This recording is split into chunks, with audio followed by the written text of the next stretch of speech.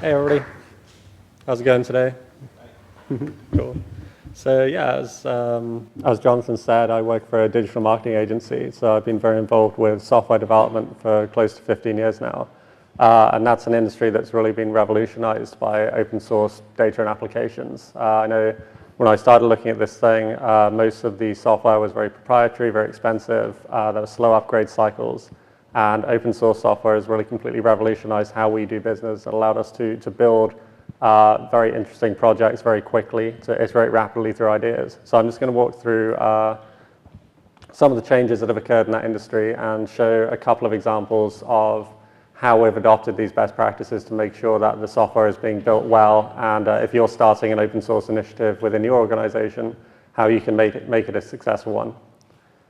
So Ready, Set, Rocket is a digital marketing agency. So we work on building customer experiences. The idea is that the web as a platform is kind of fading away a little bit, and we're creating these connected experiences across different platforms. So a lot of the time, we don't have, say, a 6-month to 5-year lead time to build a piece of software because the entire audience will have shifted to some new platform by that point. So we're looking at very rapidly gluing together various different components and coming up with ideas at kind of the speed of thought, really, building things as quickly as possible.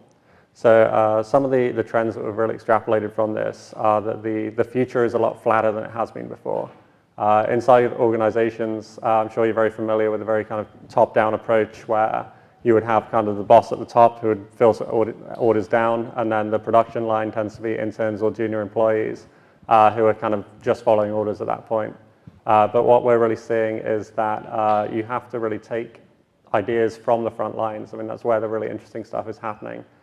Things are moving so quickly that kind of 10 years experience in something in a technology that hasn't existed for 10 years is impossible. So if you are taking ideas from new graduates, junior employees, you can find that some really great ideas are bubbling up from there.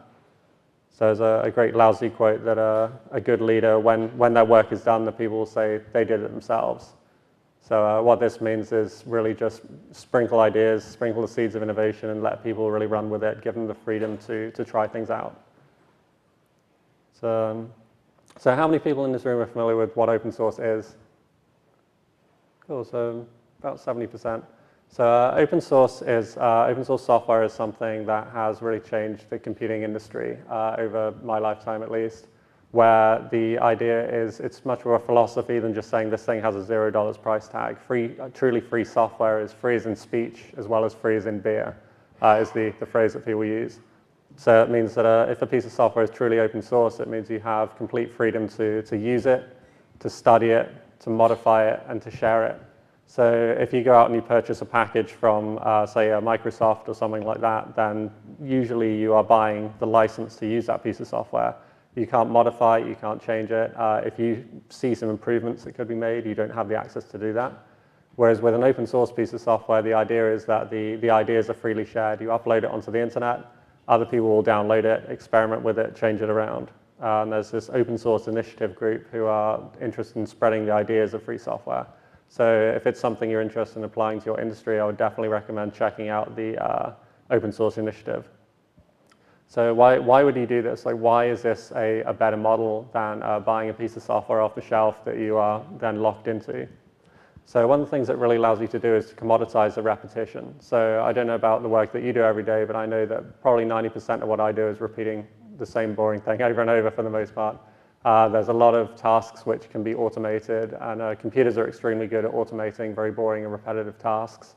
So once you have that repetitive work, it's not really of interest to do over and over again.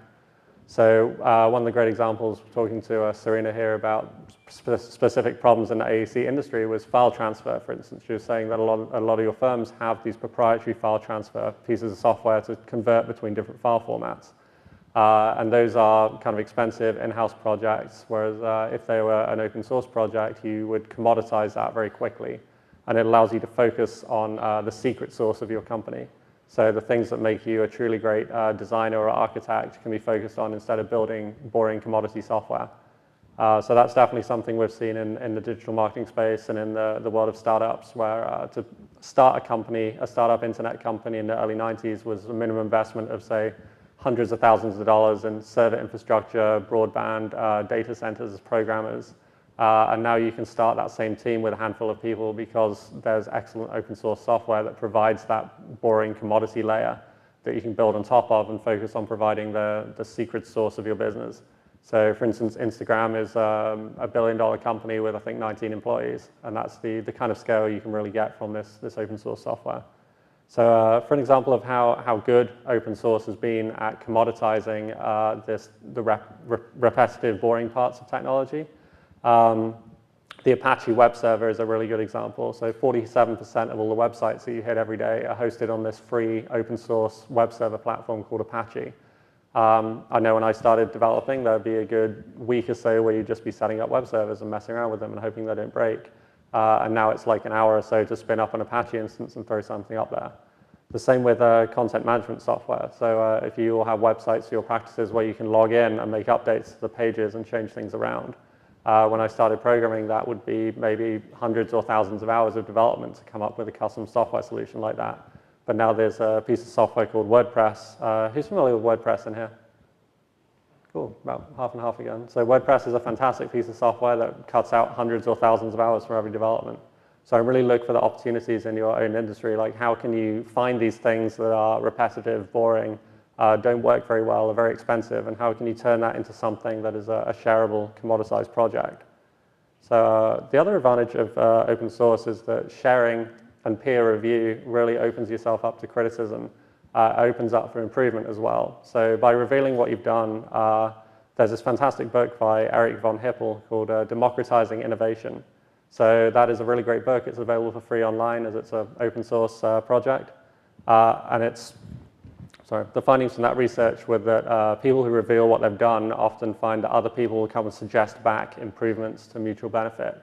So a lot of the great things that you see on, say, the WordPress platform or the Apache platform are contributed back by other people, companies like Ready, Set, Rocket, who download this software and say, hey, I wish it could do this. I wish it could handle file downloads or video. So they'll write something, contribute it back to the community in a way that the original authors never really considered. So it's really important for user innovators in this region to combine and leverage efforts. So one of the other things that we can do is use open source software to allow ideas to really percolate up from the bottom. So I touched on this before by having junior employees, interns, the people on the front lines that really are seeing the day-to-day problems of production in your industry. By allowing their ideas to filter up, you can create some really great efficiencies. So Google is a great example for this. They give 20% engineer allocation to personal projects. So I'm not saying you should go away and say, hey guys, one day a week, you can just do whatever you want. But it's about finding opportunities for people to investigate the things that everybody knows is an issue in the company and just give them the freedom to build something to solve that. So that 20% allocation is credited for Gmail, AdSense, Google Talk, so things that have really become major revenue drivers for the company. So open source just isn't this kind of hippie free-for-all where you give away the farm. It can be a great revenue driver for a business.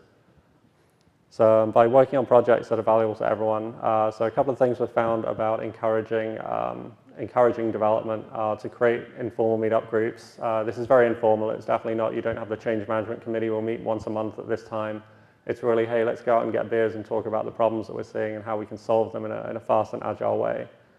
You should allocate time to clean up the code and contribute it back to the community, which is a bit of overhead, but there's always good time to make sure that something's extendable and releasable and works well.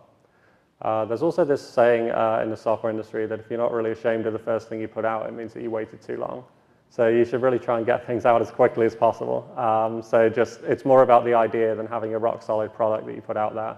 So if you have an idea, just throw together a framework for it. There's a lot of projects on GitHub that are really just a README file which just says, this is what I plan on doing, and you'll see that people will follow it and jump on board and suggest things back.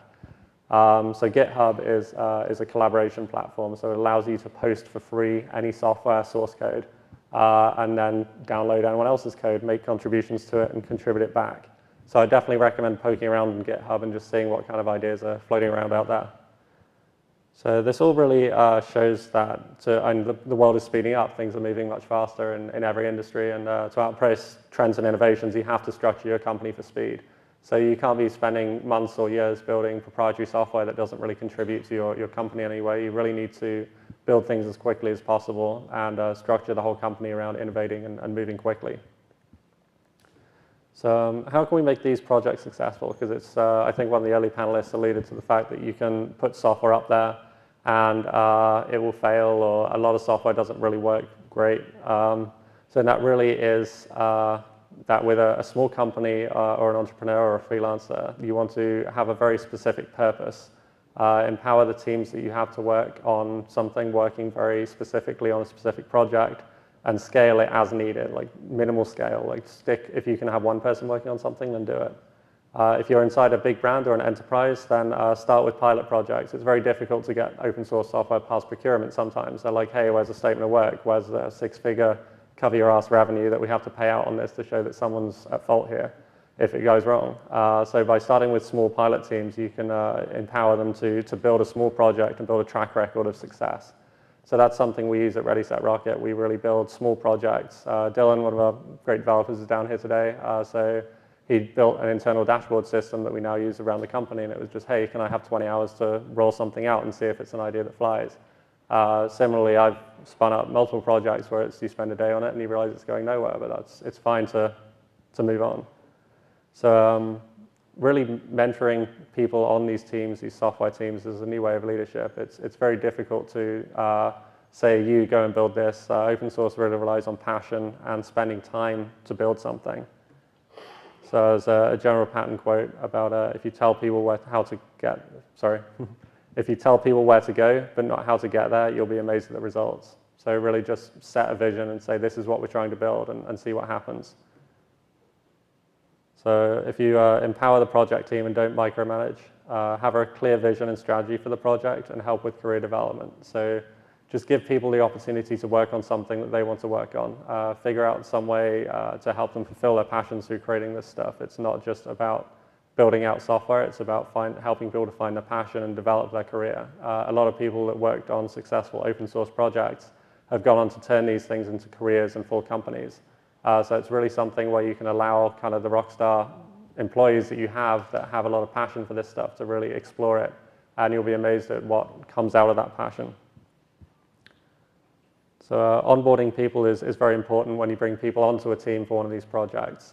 These statistics are about full-time jobs where people are getting paid to do them and kind of have an obligation to show up, and you still find that 31% of new hires will quit a job within the first 6 months, and that's for projects where people are getting paid to show up. So with an open source project, the attrition rate is very high unless you are continually emphasizing that point, that thing that you're creating. So that leads on to the next point, that you have to be consistent in your vision, purpose, and mentorship practices. So you really need to take one thing and do it really, really well to say, this is what we're building and this is how it works. And any deviation from that, throwing features in, taking them out, will just kind of confuse the people that you're trying to get on board to work with you. So startups, so for small companies, you have to realize that mentoring employees is a duty. So invest in your employees from the outset, as in like see this as helping them to improve and not just about fulfilling your bottom line. And if you're working within an enterprise, you have to realize that purpose is the DNA of innovation. Like if people are really going to innovate and do things for you, then they have to have a passion to do it. Like, why are they doing it? And then probably the most controversial point is that the failure is a new research and development. So in the past, you would have companies like Bell Labs where they would have huge research and development budgets, a lot of time to do this. But now the startup ecosystem has really replaced this, where you have small companies will raise a small seed round or use their own money to test an idea. If it fails and falls over, it's no big deal. They fall on to the next one and move on. So by stumbling from failure to failure with no loss of enthusiasm, then you will hopefully reach success. It's a Winston Churchill quote. So we've found what works really well here is to build a minimally viable product. So understand the market, talk to customers, who's really going to use this. So much software is built in a vacuum, where you're just building it in a vacuum and release it, and then, oh shit, no one actually wants to use this thing. But if you can build a minimal product that really does one thing really well, put it out there and just see what people do, then you will be able to optimize, and you might end up finding that you change the purpose of your software entirely, but it still builds something that people care about, and that's the important thing with product development. So knowing when to partner as well, you can get some greater strategic operational efficiencies and really elevate what everybody's doing by partnering with other people in the industry, with open source developers, with consultants, even with competitors. If it's not something that's like the secret source of your company, it would benefit everybody in the industry to be able to say interchange files between two different platforms. why not partner with a competitor or someone who is working closely in the same industry? And you probably find you both have the same problems in a lot of space.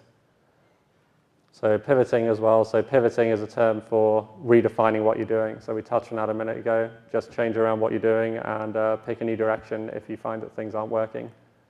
And don't be afraid to scrap something and say, hey, this didn't work, let's try something else out.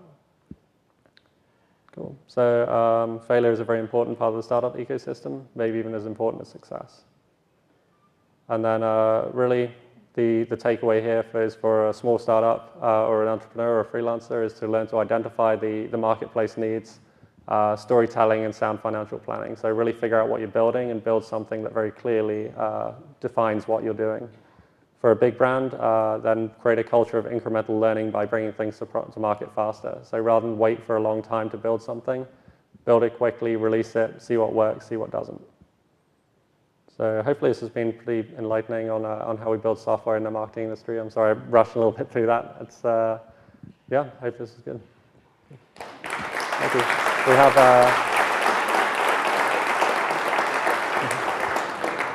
thank you. And then we have some other speakers coming up who have built some specific open source projects in the AEC industry. So they'll have some specific examples of projects they've built and how they've worked in your industry.